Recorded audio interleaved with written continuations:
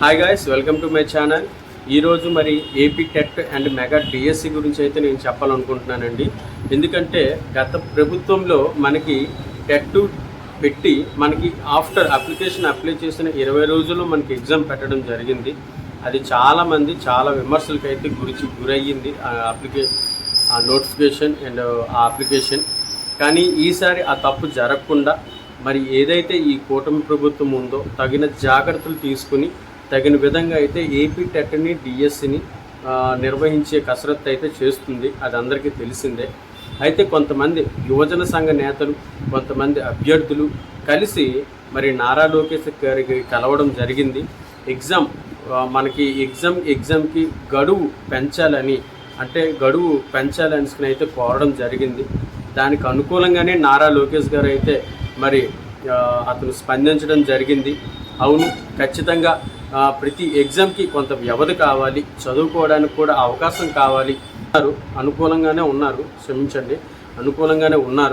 So దాని ప్రకారమే మరి యువజన సంఘ నాయకులు, మరి పెద్దలు, అభ్యర్థులు వారందరూ కలిసి వెళ్ళినప్పుడు బాగా ఆలోచన చేసి ఖచ్చితంగా టెట్కి డిఎస్సికి తగిన సమయం 90 రోజులు గడువు ఇస్తాము అని ప్రకటించడం అయితే జరిగింది. దాని మీద కూడా కసరత్తు చేస్తున్నారు. వీళ్ళు మెయిన్ థీమ్ ఏంటంటే మ్యాక్సిమం డిసెంబర్లో కల్లా అయిపోయి జనవరి కల్లా అందరికీ టీచర్ పోస్టులు ఇచ్చేసి మన ప్రభుత్వం తాలూకా పనిని మనం ఒక కార్యాచరణ రూపంలో చూపిద్దామనే పట్టుదలతో ఉన్నారు. ఖచ్చితంగా అది సాధించే దిశగానే వీళ్ళైతే అడుగులు వేస్తారు. కాబట్టి మనకి టెట్ ఇచ్చిన తర్వాత ఖచ్చితంగా మనకి 90 రోజులు, నెక్స్ట్ డిఎస్సి ఇచ్చిన తర్వాత కూడా 90 రోజులు, అంటే 3 నెలలు గడువు ఇస్తారు. ఈ 3 నెలలు గడువు ఇచ్చినప్పటికీ జనవరిలో మరి ఖచ్చితంగా మేము నోటిఫికేషన్ కంప్లీట్ చేస్తామనేసి చెప్తున్నారు. మనం ఇక్కడ చూసుకున్నట్లయితే మనకి ఇదే నెల అండి, జూలై, ఆగస్ట్, సెప్టెంబర్, అక్టోబర్ 3 నెలలు. నెక్స్ట్ నవంబర్, డిసెంబర్, జనవరి కల్లా మెయిన్స్ అయితే కంప్లీట్ చేస్తారు. ఆఫ్టర్ జనవరి తర్వాత వెంటనే వాడైతే రిజల్ట్స్ ఇవ్వడం, అందరికీ పోస్టులు భర్తీ చేయడం దాదాపు జరుగుతుంది. ఇదొక కసరత్తుగా ఒక ఫిబ్రవరి, మార్చిలోగా ఇది మనకి కంప్లీట్ అయ్యే అవకాశం ఉంది. సో గాయస్, ఎవరైతే అభ్యర్థులు కోరుకున్నారో వాళ్ళకి అనుకూలంగానే ఎవరైతే ఎగ్జామ్స్ ప్రిపేర్ అయ్యి రాస్తున్నారో మరి వాళ్ళకి అనుగుణంగానే ప్రభుత్వం కూడా అడుగులు వేస్తుంది. సో ఈ మెగా డిఎస్ని ఎవరైతే మిస్ చేయకండి. నెక్స్ట్ డిఎడ్, బిఈడి వాళ్ళు ఎవరైతే ఇప్పుడు రాసి క్వాలిఫై అవుతున్న వాళ్ళకి కూడాను ఈ డిఎస్సి నోటిఫికేషన్కి అవకాశం ఇస్తాను అని చెప్పడం జరిగింది.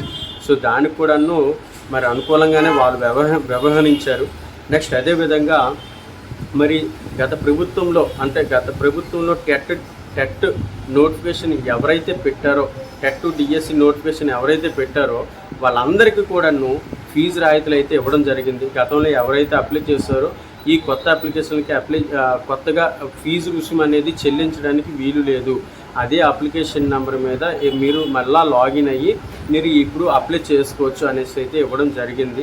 దాని అందరికీ ఫీజు తగ్గింపు కూడాను, ఫీజు తగ్గించడం కాదు, కంప్లీట్గా లేకుండా చేస్తారు. అదొక గుడ్ న్యూస్గానే చెప్పొచ్చింది.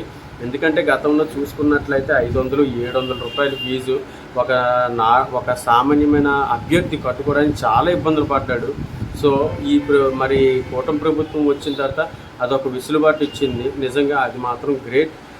ఫీజు విషయంలో మాత్రం అసలు తగ్గే ప్రసక్తే లేదు. ఖచ్చితంగా అందరికీ కంప్లీట్గా ఆ ఫీజు మరి మీరు చెల్లించాల్సిన అవసరం లేదు. ఇప్పుడు కొత్త నోటిఫికేషన్ అయినా సరే మీరైతే ఫీజు చెల్లించాల్సిన అవసరం లేదు. ఆ ఫీజు మీరు ఏదైతే చెల్లింపు చేశారో దాంతో మీకు పరీక్షలు అయితే నిర్వహిస్తాము అని అయితే క్లియర్ కట్గా చెప్పడం జరిగింది. ఆ విషయంలో మనం సంతోషించాలండి. నెక్స్ట్ ఇది ఖచ్చితంగా మనకి 6 నెలల్లోనైతే కంప్లీట్ చేసేస్తారు. ఆ కంప్లీట్ చెయ్యాలి అనేసి నారా లోకేష్ గారు అయితే ఆదేశాలు జారీ చేయడం జరిగింది. ఆ విధంగానే వీరు కూడా అడుగులు వేస్తున్నారు.